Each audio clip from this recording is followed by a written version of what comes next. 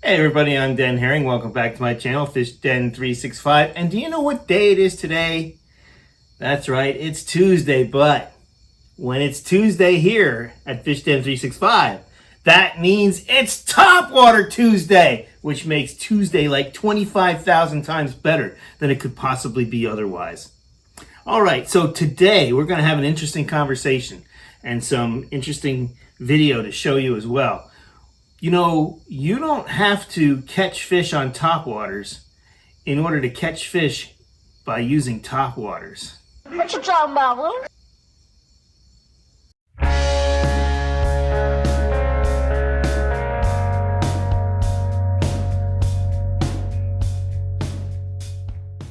So what do we mean by that? Let's say that statement again. You don't have to catch fish on a topwater in order to catch fish by using topwaters. And so what this means is there's a couple of ways that you can actually use topwater lures to set fish up to catch them on other baits when the topwater bite might not be the best thing. And there's two ways that you can go ahead and do this. Well, why don't we just show you what we're doing right here, and then we'll come back and explain exactly what we did.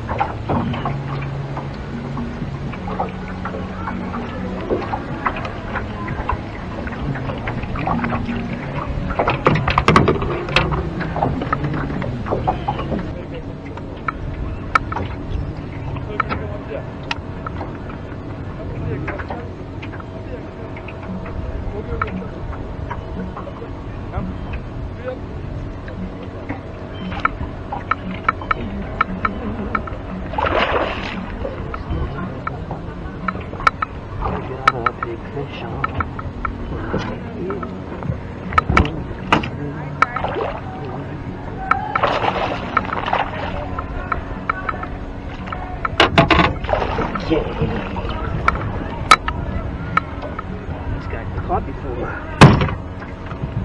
Oh, now.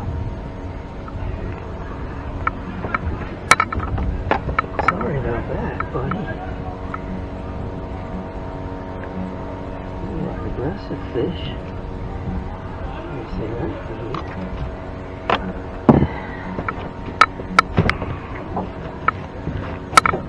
Turn the camera a little bit here. Using topwaters to find the fish and then catch them with the Texas rig.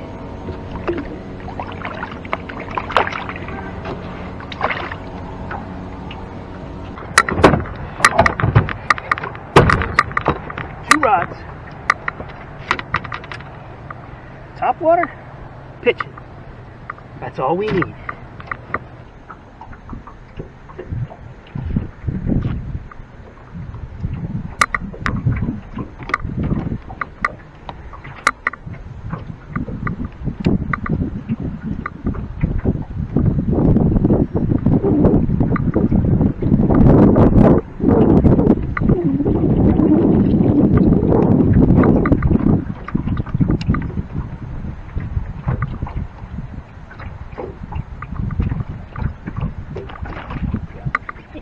He hit it twice.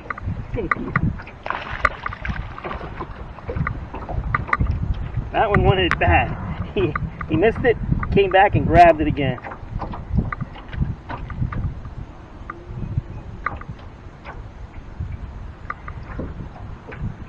Thought he was getting himself a bluegill. A real deal bluegill. Little guy, but still fun on top. Back he goes. Okay, so what we were doing was we were throwing a topwater lure trying to find fish. We were using it to locate fish. And I generally will do this where there's cover. Weeds, lily pads, milfoil, coontail. I like to do this in pads a lot, especially when you have expansive pad fields and you're not quite sure where the fish are set up. I'll use a topwater to see if I can get them to come up and blow up on it.